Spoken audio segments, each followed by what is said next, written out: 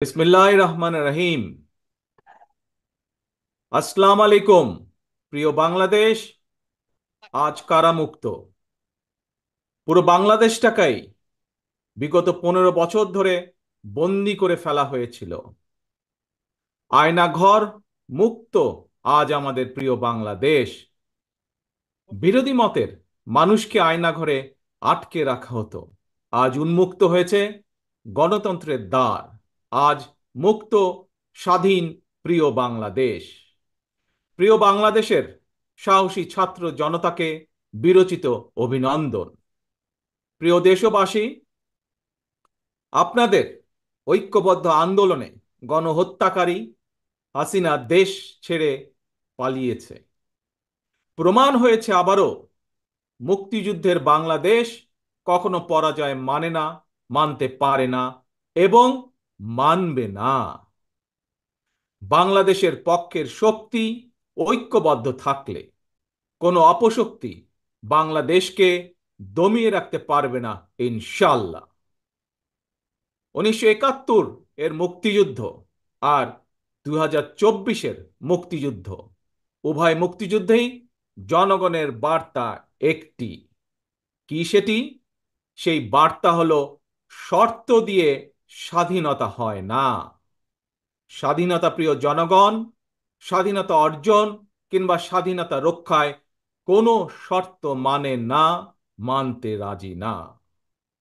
গণহত্যাকারী স্বৈরাচারী হাসিনা পালিয়ে যাবার পরে বাংলাদেশ থেকে, প্রিয় বাংলাদেশ থেকে আমি যত মানুষের সাথে কথা বলেছি, প্রতিটি মানুষ অনুভূতি প্রকাশের প্রথম উচ্চারণ ছিল, বাংলাদেশ স্বাধীন হয়েছে।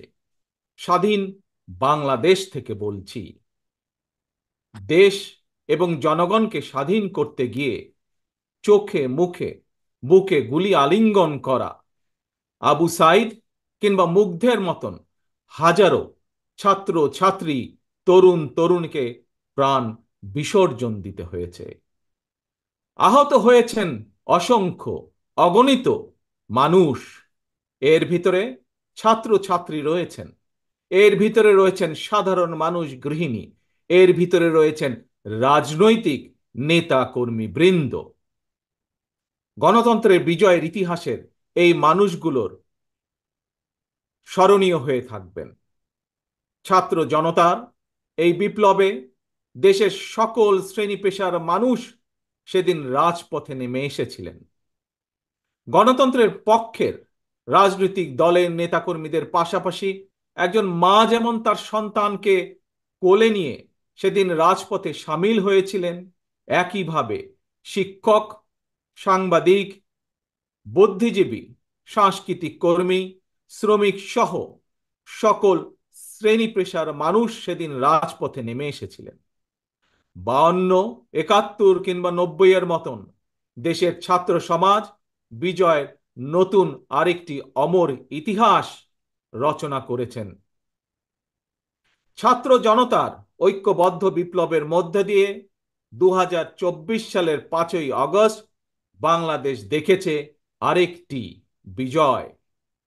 আমি বিএনপি সহ গণতান্ত্রিক আমি প্রতিটি রাজনৈতিক দলের পক্ষ থেকে দলমত নির্বিশেষে অভিনন্দন জানাই বাংলাদেশের বীর জনতাকে। প্রিয় দেশবাসী, হাজারো শহীদের রক্তের বিনিময়ে অর্জিত স্বাধীনতার গৌরবকে কালেমুক্ত করার ষড়যন্ত্র এরই ভিতরে আবার শুরু হয়ে গিয়েছে। দেশকে গণতন্ত্রের উত্তরণের চলমান প্রক্রিয়াকে বাধাগ্রস্ত করতে সারা দেশে অস্থিতিশীল পরিবেশ সৃষ্টির ষড়যন্ত্র স্পষ্ট হয়ে উঠছে। প্রশাসনের প্রতি আহ্বান, শক্ত হাতে আইন শৃঙ্খলা নিয়ন্ত্রণ করুন, প্রতিটি মানুষের নিরাপত্তা নিশ্চিত করুন। ধর্ম, বর্ণ পরিচয়ের কারণে কেউ যেন নিরাপত্তাহীনতায় না থাকে, সবার আগে সেটি নিশ্চিত করতে হবে। দেশের বর্তমান পরিস্থিতিতে বিএনপি সহ বাংলাদেশের গণতন্ত্রের পক্ষের দলগুলোর দৃষ্টি আকর্ষণ করে বলতে চাই, ষড়যন্ত্রকারীদের এই নৈরাজ্যের কাছে আমরা হার মানতে পারি না। আমি বিশেষ করে এই মুহূর্তে দেশের সবচেয়ে বড় এবং জনপ্রিয় রাজনৈতিক দল হিসাবে সারা দেশে বিএনপির সর্বস্তরের নেতাকর্মীর প্রতি আহ্বান রেখে বলতে চাই, আপনারা যিনি যেখানে বসবাস করেন সেখানে আপনার বন্ধু কিংবা পাড়া প্রতিবেশী, তিনি মুসলমান, বৌদ্ধ, হিন্দু, খ্রিস্টান, ধর্মীয় পরিচয় যাই হোক না কেন, বিশ্বাস যাই হোক না কেন, তার নিরাপত্তায় আপনি ঢাল হিসাবে দাঁড়িয়ে দৃষ্টান্ত স্থাপন করুন। আমাদেরকে মনে রাখতে হবে, বাংলাদেশে ভূখণ্ডে বসবাসকারী প্রত্যেকটি মানুষের একটি পরিচয়, সেটি হচ্ছে আমরা বাংলাদেশী। প্রিয় ভাই বোনেরা, আরেকটি বিষয়ের প্রতি আপনাদের দৃষ্টি আকর্ষণ করে কথা বলতে চাই। একটি সভ্য এবং গণতান্ত্রিক রাষ্ট্রে পুলিশ অপরিহার্য। পুলিশ জনগণের শত্রু নয়। গণহত্যাকারী হাসিনা বিনা ভোটে ক্ষমতায় থাকার জন্য আইন শৃঙ্খলা বাহিনীকে জনগণের শত্রু হিসাবে দাঁড় করিয়েছে। তবে আমি বিশ্বাস করি, বিএনপি বিশ্বাস করে, বাংলাদেশের গণতান্ত্রিক রাজনৈতিক দলগুলো প্রত্যেকে বিশ্বাস করে, পুলিশের ভেতরে একটি চক্র ছাড়া অধিকাংশ পুলিশ কর্মকর্তা এবং সদস্য চাকরিবিধি মেনেই, দেশের আইন কানুন মেনেই দায়িত্ব পালনের চেষ্টা করছেন। হাসিনার পালনের পরে বর্তমানে খুব সুকৌশলে একটি চক্র পুলিশের মনোবল ভেঙে দেওয়ার ষড়যন্ত্রে লিপ্ত হয়েছে। পুলিশকে অকার্যকর করে দেওয়া গেলে দেশকে অস্থিতিশীল করা সহজ। ধর্মীয় সংখ্যালঘু জনগোষ্ঠীর মনে নিরাপত্তাহীনতা সৃষ্টি করা সহজ। অস্থিতিশীলকারীদের আমি হুঁশিয়ার করে দিয়ে বলতে চাই, পুলিশ কিংবা ধর্মীয় সংখ্যালঘু জনগোষ্ঠী আজ থেকে, এই মুহূর্ত থেকে হামলা কিংবা নৈরাজ্য বন্ধ করুন।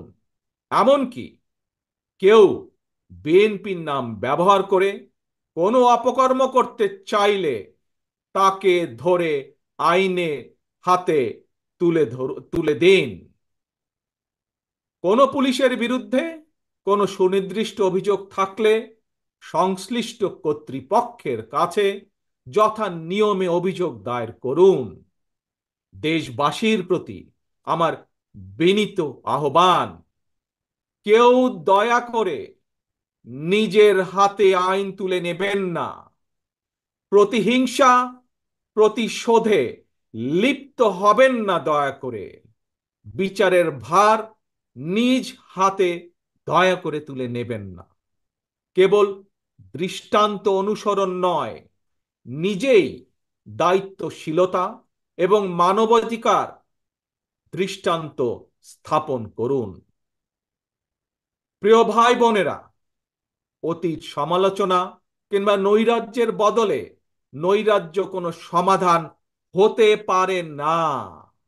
বরং বিশ্বের সঙ্গে তাল মিলিয়ে আমাদেরকে এগিয়ে যেতে হবে।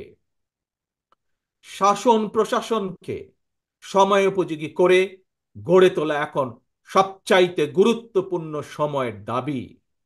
জ্ঞানভিত্তিক রাষ্ট্র সমাজ নির্মাণের লক্ষ্যে নিয়োগ কিংবা প্রমোশনে মেধার সর্বোচ্চ অগ্রাধিকার থাকতে হবে। দেশকে আমদানি নির্ভর কিংবা বৈদেশিক নির্ভরতা থেকে বের করে আনতে হবে আমাদেরকে। দেশীয় উৎপাদন এবং উৎপাদনের প্রযুক্তিগত নির্ভরতা বাড়াতে হবে। দেশে কর্মসংস্থান তৈরি করে বেকার সমস্যার সমাধান দ্রুতই চেষ্টা করতে হবে সমাধান করার জন্য। গার্মেন্টস, শ্রম, ঔষধ, আউটসোর্সিং সহ সম্ভাবনায় খাতগুলোকে নিয়ে রফতানির বাজারের আওতা আমাদেরকে যে কোনো মূল্যে বাড়াতে হবে। প্রযুক্তি নির্ভর এবং কর্মমুখী শিক্ষা ব্যবস্থা চালু করে দেশে বিদেশে শ্রমবাজারের প্রতিযোগিতায় টিকে থাকার মতো দক্ষ এবং মেধাবী প্রজন্ম গড়ে তুলতে হবে। স্বাস্থ্য চিকিৎসা ব্যবস্থাকে আধুনিক এবং বাস্তবসম্মত করার লক্ষ্যে প্রাথমিক স্বাস্থ্য সুরক্ষা নীতির উপরে অবশ্যই অবশ্যই গুরুত্ব দিতে হবে। সবার জন্য সুবিচার নিশ্চিত করতে আইনের শাসন নিশ্চিত করা অবশ্যই অবশ্যই প্রয়োজন এবং নিশ্চিত করা হবে। প্রিয় ভাই বোনেরা, দেশে কিংবা প্রবাসে এমন অনেক বাংলাদেশি রয়েছেন যারা জ্ঞানে বিজ্ঞানে অভিজ্ঞতায় সমৃদ্ধ। প্রচলিত রাজনৈতিক ব্যবস্থায় বিজ্ঞদের এরকম অনেকেই সংশ্লিষ্ট হতে চান না। সুতরাং এইসব গুণী মানুষদেরকে রাষ্ট্র পরিচালনায় ও নীতি প্রণয়নে অন্তর্ভুক্ত করতে জাতীয় সংসদে উচ্চ কক্ষ চালু করার প্রস্তাব বাংলাদেশ জাতীয়তাবাদী দল রেখেছে। এরই ভিতরে রাজনৈতিক এবং রাষ্ট্র পরিচালনায় গুণগত পরিবর্তন আনতে না পারলে আমাদের আজকের এই বিপ্লব কাঙ্ক্ষিত ফল মিলবে না। প্রিয় ভাই বোনেরা, 12.5 কোটি ভোটারের অধিকার কেড়ে নিয়েছিল স্বৈরাচার। গত 15-16 বছর ধরে জনগণের উপরে স্বৈরা শাসন চাপিয়ে দিয়েছিল। স্বৈরাচার গণহত্যাকারী হাসিনার পতনের মধ্যে দিয়ে হাজারো শহীদের রক্ত রঞ্জিত বিপ্লবের প্রথম ধাপ সফল হয়েছে মাত্র। ছাত্র জনতার এই রক্ত ঝরা বিপ্লবের চূড়ান্ত লক্ষ্য একটি বৈষম্যহীন গণতান্ত্রিক বাংলাদেশ। তাই বিপ্লবের লক্ষ্য বাস্তবায়নে দ্রুততম সময়ের মধ্যে জাতীয় নির্বাচন অনুষ্ঠান করতে হবে। দ্রুততম সময়ের মধ্যে জনগণের ভোটে নির্বাচিত প্রতিনিধিদের কাছে ক্ষমতা হস্তান্তর করতে হবে। স্বৈরাচার হাসিনা পতনের রক্ত রঞ্জিত বিপ্লবকে সার্থক এবং সফল করে আসুন নাগরিক হিসাবে আমরা আরো দায়িত্বশীল আচরণ করি।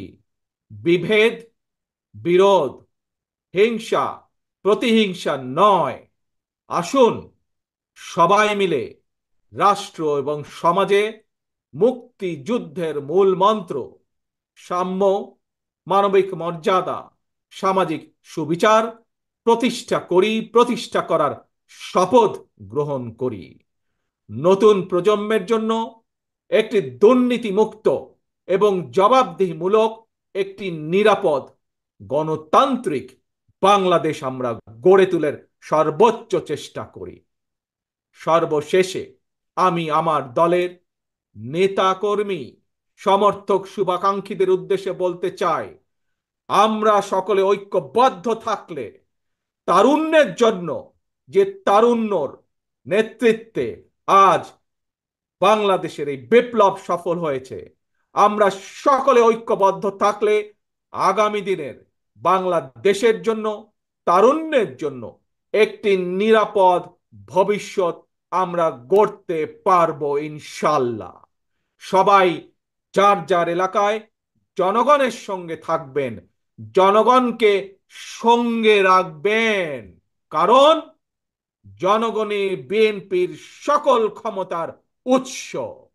আল্লাহ হাফেজ। বাংলাদেশ জিন্দাবাদ। বাংলাদেশ জাতীয়তাবাদী দল জিন্দাবাদ।